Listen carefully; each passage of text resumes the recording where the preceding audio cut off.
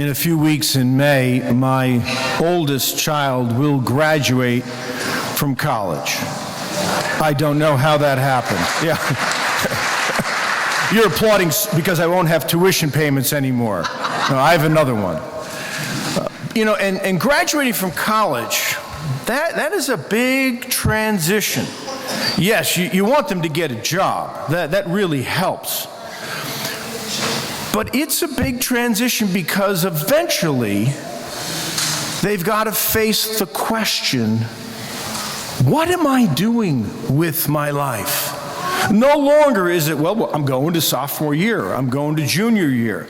No, now the question is raised, what am I to do with my life other than go to work? And this question and others like it hit us at other points in our life as well. When the kids move out of the house, who am I now? What do I do? When there are conflicts at work or when you retire, what do I do with myself? Who am I now? When a spouse dies and your world is shaken terribly, who am I? What am I about? How will I go about life? Now, our society offers ready answers to these questions. If you're looking for meaning, if you want to know what the world's about, romance. Seek romance. Make a lot of money. Become famous. Go for power. Those are the dreadful answers our society offers us, because if you seek those, they will demand every drop of your blood and never get you what you really need. But our faith offers a different answer to those questions, no matter what stage in life you are. Even if you're celebrating like your 87th birthday today, Marie, the Lord has...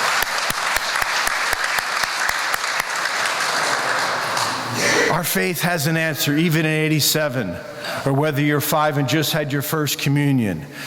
Who are we? What are we about? What are we to do with our lives? Here's what our faith says. Become a disciple of Jesus. Follow him. Give your life to him. Devote your life to him. Now, I know that a lot of modern secular culture and its anti-Christian sentiment diminishes that and dismisses that as ridiculous and a waste of time. And I think that can even affect us. I sometimes think we have really, really low expectations of our faith and a kind of shrunken and boring image of what discipleship is about. But today's gospel, this gospel from John 15, it has another answer. It has a response to those secular challenges that dismiss the significance of being a disciple of Jesus. And I want you to take a look at this passage with me. It shows us that following Jesus, being his disciple and asking him, Lord, what do you want me to do? It shows us that when you do that, being a disciple is about far more than just following the rules and showing up to Mass. It teaches us that it's about more than just trying to be good or asking, what would Jesus do? It's about a relationship with the King of the cosmos who has been raised from the dead and can transform you and this community if we live from his life. It's about living not just from our own resources, which are really limited, but from divine life. It means bearing fruit. If you get a chance to travel to the Holy Land and you get to Jerusalem, make sure that you go to Bethany.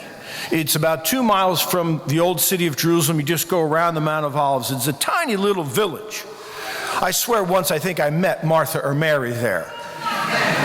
And when you go there, you can go into the tomb of Lazarus. Make sure you come out. But don't miss this little church in the village. And in front of the church is a little vineyard. It's held up by these 6.5-foot posts, so you can walk underneath it. And when you do, you can see right in the middle is this big, thick, green main vine. And then coming out are all these branches. And you can see that the branches that remain connected to that vine grow and bloom. And then the ones on the ground that have fallen down, they've withered and died. And Jesus uses this image to say to us, as his disciples, it is vital, it is essential to remain connected to him, to live from him so that his life flows from him into us and out to others. I can tell you, so many times in my life, I have lived from forces other than the life of Christ. My anger. I remember when my kids were little, I couldn't believe how often I got mad at them. And I loved them too. How often I've lived from my anxiety or my fear, my need to control things, my need for attention. But the Lord is saying to us today, as his disciple, we can live from something else, something far more expansive and beautiful and powerful. We can live from the life that comes from him. And that's why in the gospel he says, remain in me. We can live from the infinite love that he shares with the Father. And this creates such a different life than just living on our limited resources. It creates a new kind of life. And I want you to notice, in the gospel, he says, remain in me as I remain in you. See, he always remains in us. Deep within this parish community, deep within each of us, is the Lord. The question is, are we going to live from him? Are we going to abide in him, or are those other forces in the world? And so he keeps inviting us. Live from me. Stay connected to me. And what he's inviting us to live from is the life he shares from the Father. Remember, God is not a guy in the sky.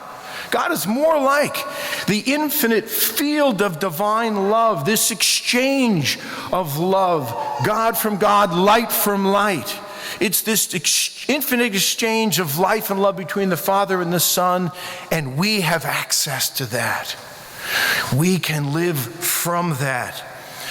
Jesus calls us to live from this new kind of life so that he's not simply some model out there, but he's deep within us and in this parish. And he wants that divine life to flow out of him and through our hearts and minds and out to others. He wants that divine energy to change everything. And you will become a new person if this happens for you. And we will become a new parish.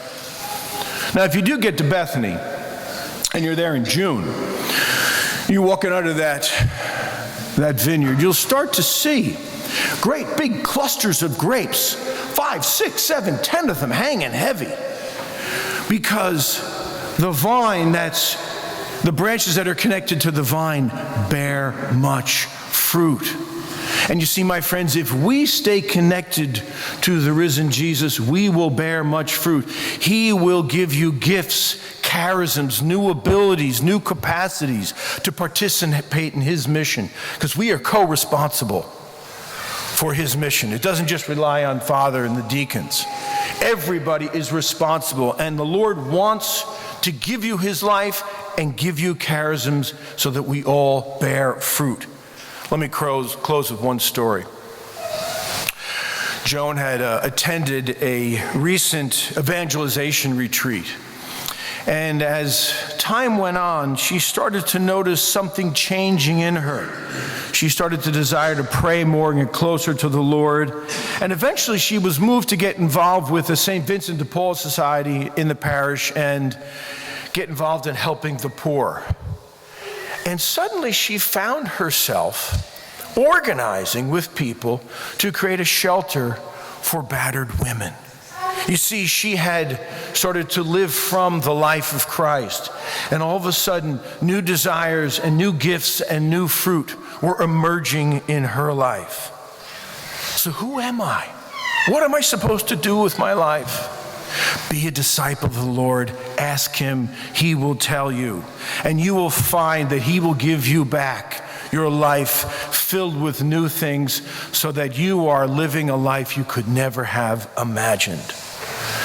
You will be his disciple and bear much fruit. Amen.